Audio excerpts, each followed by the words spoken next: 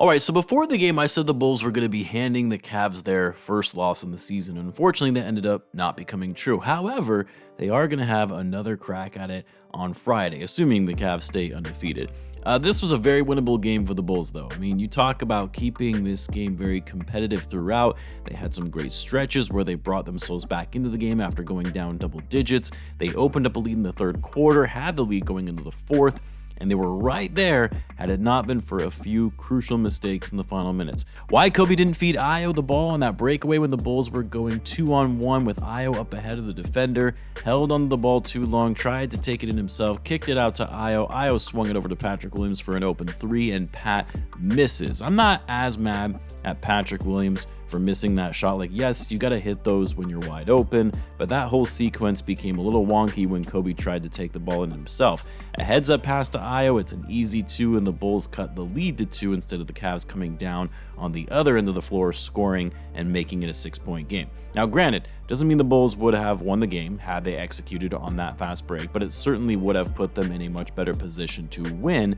when after Pat missed that shot, the Cavs scored in the ensuing possession and all but sealing the game. I'm not going to be that mad at Coby because overall he did have a solid game, got hot from 3 in the first half, but then went a little cold thereafter. That said, he contributed in other ways by facilitating the ball, pushing the pace in transition, finished the game with 20 points, 7 rebounds, 6 assists, and 4 steals. Did have 5 turnovers though, and some costly ones that really changed the momentum of the game. Here's the thing, and I know I kind of sound all over the place right now, but no one was really expecting the Bulls to win this game.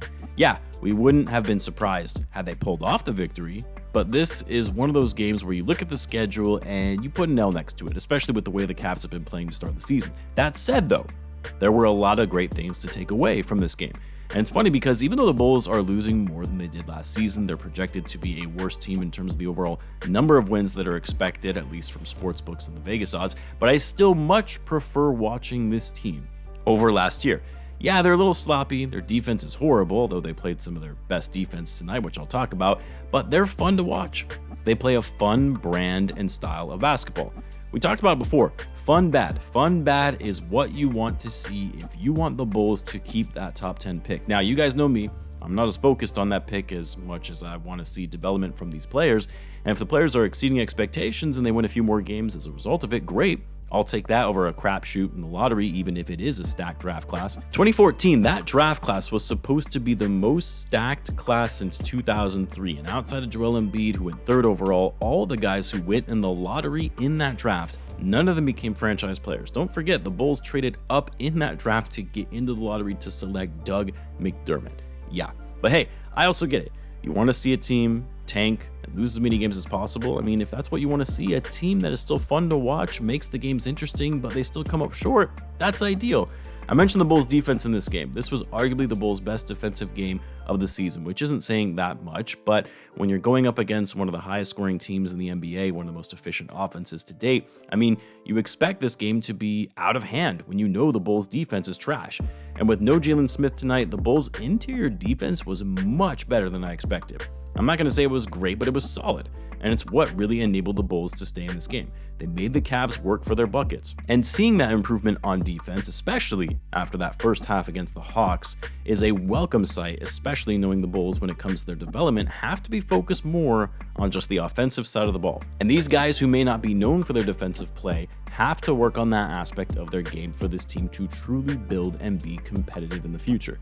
Talking about some of the things you have to like seeing from this game, the Vooch and Lavine trade value continues to rise. And I know some will say, well, how can you want to trade these guys, but yet you still want to see this team win? They're finally playing well together, now you want to move them? Yes, because at the end of the day, it's in the best interest of the Bulls and their future. Both Vooch and Zach are not going to be part of the Bulls' long-term plan. And no, you should not trade them if you have to give up assets just to get them off your books. But if you're able to maximize their value when they're playing some of their best basketball, yeah, you better believe the Bulls should be all over that and looking to add some future assets to this team to help with the new youth movement direction. Vooch, now he wasn't as efficient in the fourth quarter tonight, but I believe he started off the game going 7 for 10. Like every game I keep thinking, well, Vooch is eventually going to fall off a bit. He's not going to be able to maintain these kind of offensive numbers, and yet tonight he puts up another 20 points on 9 for 15 shooting, 8 rebounds, 3 assists, was a plus 14 on the game. His mid-range shot continues to fall, and then Zach Lavine, man, some of these moves that we saw from Zach tonight were flashbacks of the All-Star days. That insane tip to himself, fast break where he drew the contact on the baseline, got fouled, but somehow managed to go up and under and finish with the reverse layup for the N1. That was insane. And that quick first step to the basket is right back where it used to be. He is unstoppable in getting to the rim and actually finishing well at the rim. Zach was taking over in the fourth quarter when the Bulls needed him most and kept the Bulls right in this game. Lavine finished the game with 26 points, 12 for 20 from the field, 6 rebounds, 3 assists. Lately, Zach's three-point shooting hasn't been as on point. He went 2 for 7 tonight, but Zach, a team high, plus 16. Vooch, second best at plus 14. Two guys who are impacting the game, being productive, and players are looking to move prior to the deadline. Josh Giddey. He had a good game. I mean, I don't know. Sometimes I still don't really know what to make of Giddey because when I just watch him play and I don't look at the box score, I'm like, this guy really isn't that good. And I get nervous when I see him trying to run the floor. But then I look at his numbers and I'm like, okay, 18 points, 8 assists, 7 rebounds, shot 7 for 11, 2 for 4 from 3. Like, he's doing stuff. But I do think it's telling when Billy isn't putting him out there in those closing lineups and opting for Dosunmu instead. Now, you need defense in closing lineups, especially when the game is close, because the game slows down a lot. There's more ISO balls, so IO makes sense there, but still, I'm just not sure about Giddey. I like him. I think he's a solid player, and he has helped shift the Bulls' overall offensive scheme, but I need to see him play better defense, and I need to see him playing better off the ball on offense, and also just finishing at the rim better. So many close-range shots that we see Josh Giddey clank.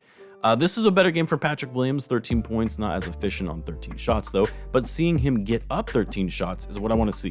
I need to see him continue to be more aggressive on offense, which he has been. Also shot the ball much better from 3, going 3 for 7, and 10 rebounds tonight for Pat, season high, also his first double-double on the year. I'm kind of getting to that place though with Patrick Williams where he just is what he is at this point. A decent player, probably a 10 points per game kind of guy that can hit threes and play solid defense, which again isn't a bad player to have. But my expectation of him putting up close to 15 or 16 points per game this season with no DeMar DeRozan was wildly unrealistic of me, and I think I need to just accept Pat for who he is at this point. Which, yes, I realize is an excuse in a no excuses season for Patrick Williams, but whatever. I feel like I should just stop putting unrealistic expectations on this guy, thinking he's going to turn into something special when he's not. Anyway, a tough loss for the Bulls and a winnable game, but good for keeping that pick, of course. The Bulls are off to New York to play at the Garden against a pretty underwhelming Knicks team, I might add, to start off the year. We'll see how that game goes. Until then, guys, as always, be sure to subscribe, and I will see you in the next one.